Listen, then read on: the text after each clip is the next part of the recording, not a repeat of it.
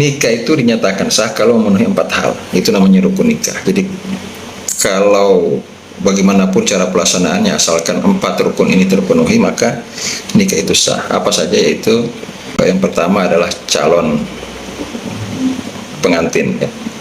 Calon pengantin laki-laki, perempuan. Ini harus jelas ya, laki-laki, perempuan. Jadi nggak boleh laki-laki, nggak boleh perempuan, harus satu laki-laki, satu perempuan. Gitu.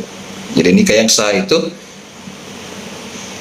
rukun pertamanya adalah calon pengantin yang harus terdiri dari laki-laki dan perempuan. Tidak boleh sama jenis. Ya. Itu lain lagi ceritanya, seperti itu. Kemudian rukun yang kedua adalah wali, ya. Nah, ini juga sering terjadi kekeliruan, kesalahpahaman gitu tentang perwalian ini, padahal ini hal yang sangat penting. Saya sering menemukan pernikahan dilaksanakan tanpa urutan wali yang benar. Padahal wali itu, ya, namanya wali itu dari garis ayah, gitu ya, dari garis ayah. Yang membutuhkan wali itu adalah pihak perempuan, calon mempelai perempuan,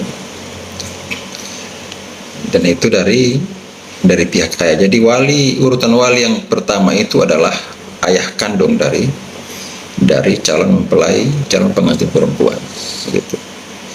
Apabila ayahnya tidak ada, maka wali berikutnya bisa bertindak sebagai wali. Siapa yang paling dekat setelah ayah? Apabila itu tidak ada, maka ke atas dulu, yaitu ke kakek, ya. Kakek itu adalah ayah dari ayah. Kalau kakek nggak ada gimana? Maka kakek buyut, kalau masih hidup kakek buyut. Kalau ayah tidak ada, kakek tidak ada, kemudian kakek buyut nggak ada, berarti itu ke samping, ya. Samping, karena ada yang ke samping, ada yang ke bawah. Tadi ke atas tuh, ya. Yaitu ke saudara kandung laki-laki, gitu. Saudara kandung laki-laki tentu saja harus sudah balik, ya, harus sudah balik.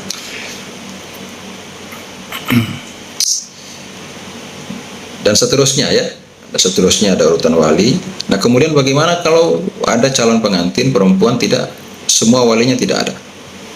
Mungkin kasusnya dia meninggal, nggak jelas lah walinya, mungkin semua walinya nggak ada, meninggal dan sebagainya.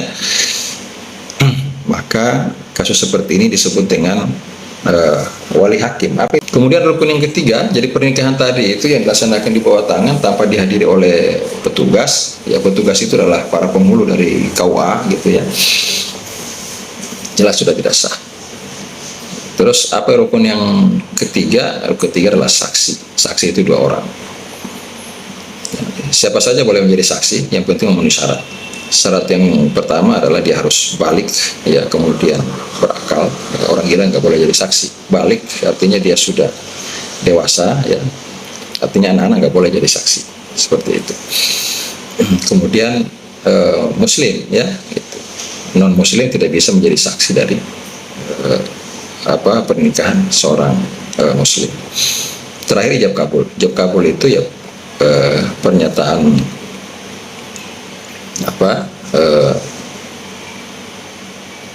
dari wali kepada calon pengantin laki-laki, kemudian diterima oleh calon pengantin laki-laki tersebut. Yang ke dalam prakteknya sering kita dengarkan disebut, ya, saya nikahkan, saya kawinkan engkau, dan seterusnya, bla bla bla, kemudian diterima oleh calon pengantin laki-laki, saya terima nikahnya dengan mahar tersebut, dan seterusnya. Itu kalau 4 rukun nikah ini, yang pertama calon pengantin, ya, rukun pertama, kemudian wali, yang ketiga saksi, dan yang keempat ijab kabul terpenuhi, maka pernikahan itu sah, ya, sah. Sah menurut apa? Menurut undang-undang. Sekarang kan sering kita dengar istilah sah menurut apa? Agama atau undang-undang. Padahal mestinya tidak ada lagi pembedaan antara sah menurut agama atau undang-undang, ya, bahwa pernikahan itu harus sah menurut undang-undang, begitu. Kalau sudah sah menurut undang-undang, maka pasti sah menurut agama, ya kan? Yang membedakan sahnya menurut agama saja itu kalau pernikahan tidak tercatat, biasa kan gitu ya, yang sering kita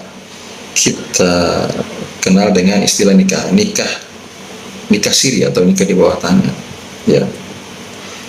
Nikah siri itu boleh jadi ada yang sah, ya. Boleh jadi ada yang sah. Sah menurut apa? Ya, sah menurut undang-undang. Karena pernikahan yang sah itu menurut undang-undang, ya, adalah pernikahan yang dilaksanakan menurut agama dan kepercayaan masing-masing. Asal nikahnya dilaksanakan menurut ketentuan agama, begitu, maka nikah itu sah menurut undang-undang. Pernikahan yang sah kata undang-undang perkawinan yaitu pernikahan yang dilaksanakan menurut agama dan kepercayaan masing-masing. Oleh karena itu orang menikah harus menikah seagama menurut undang-undang perkawinan kita, ya, Undang-Undang Nomor 16 Tahun 2019.